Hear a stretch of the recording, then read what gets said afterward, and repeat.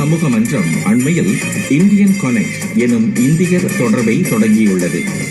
ஒவ்வொரு வட்டத்திலும் உள்ள வசிப்போரை ஒருவருக்கொருவர் அறிமுகப்படுத்தி பிணைப்பை வலுப்படுத்துவது இதன் நோக்கம். அத்தொகுதியின் நாடாளுமன்ற உறுப்பினரும் சட்ட வெளியுறவு அமைச்சருமான திரு க சண்முகம் தெரிவித்த யோசனை இது. எல்லாருக்கும் ஒரு மனசை ஈர்த்து ஒரு புரிந்துணர்வை மேம்படுத்தி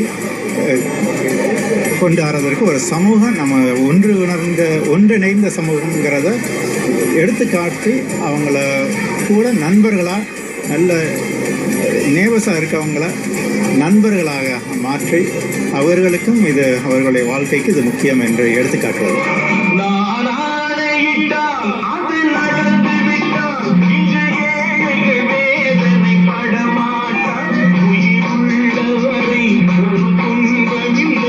இந்த நிகழ்வுக்கு எப்படி எல்லாரையும் ஒருங்கிணைத்தனர் என்பதை விளக்கினார் சமூக மன்ற உறுப்பினர்களில் ஒருவர்.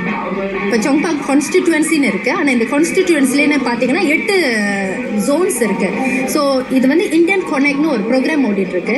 ஒரு கான்ஸ்டிடியூன்சியில் போய் நாங்கள் ஒரு ஈவெண்ட் செய்வோம். இப்போ இந்த ஜோனில் 17 பிளாக்ஸ் இருக்குது. அதில் உள்ள அத்தனை இந்தியன்ஸையும் போய் நாங்கள் வீடு வீடாக போய் மீட் பண்ணுவோம். பேசி அவங்கள்ட்ட வந்து ஒரு பழக்கம் ஏற்படுத்துறதுக்காக அவங்கள பார்த்து பேசிட்டு அதுக்கப்புறம் அவங்கள வந்து இப்படி ஒரு ஈவெண்ட்டுக்கு கொண்டு வந்து அவங்கள ஒருத்தருக்கு ஒருத்தர் இன்ட்ரடியூஸ் பண்ணி வைக்கிறோம்.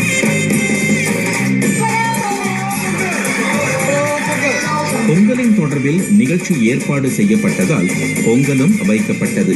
பொங்கலோ பொங்கல் முழக்கத்துடன் பாலும் பொங்கியது. நிகழ்ச்சியில் பங்கேற்றோரின் கருத்து என்ன? இந்த நெய்பர்ஹுட்ல இருக்கிற எல்லாருமே ஒன்று சேர்ந்து பொங்கல் பற்றி கற்றுக்கிட்டோம். இதனால வந்து என்னோட குடும்பத்தாரோடனும் இங்கே இருக்கிற எல்லாருடனும் இருந்து பேசி பழக எங்களால் முடிஞ்சிருக்கு.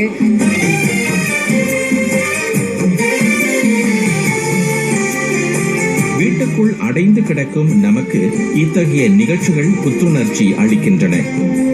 நம்ம யூஸ்வலா இங்க சிங்கப்பூர்ல பிளாக்ல இருக்கோம். எல்லாம் கதவை சாத்திட்டு உள்ளதான் இருப்போம், யாரையும் பார்த்துக்க மாட்டோம். ஸோ இங்க வந்து வரப்ப பக்கத்து பிளாக் நமக்கு தெரியவது, ஓ நீங்க இங்க இருக்கீங்களா, நீங்க மாடியில இருக்கீங்களா, அந்த மாதிரி நமக்கு வந்து நிகழ்ச்சி தெரிய வருது. அது ஒரு ரொம்ப நல்லா இருக்குங்க ஆக்சுவலா.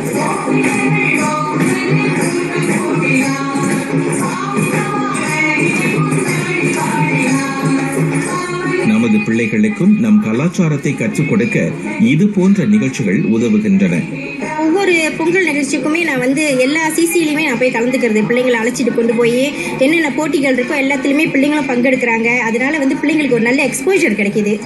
வீட்டுக்குள்ளாரே இல்லாமல் இந்த மாதிரி பழைய மக்களோட நம்ம கலந்து சந்தோஷமாக நம்ம நேரத்தை கழிக்க முடியுது.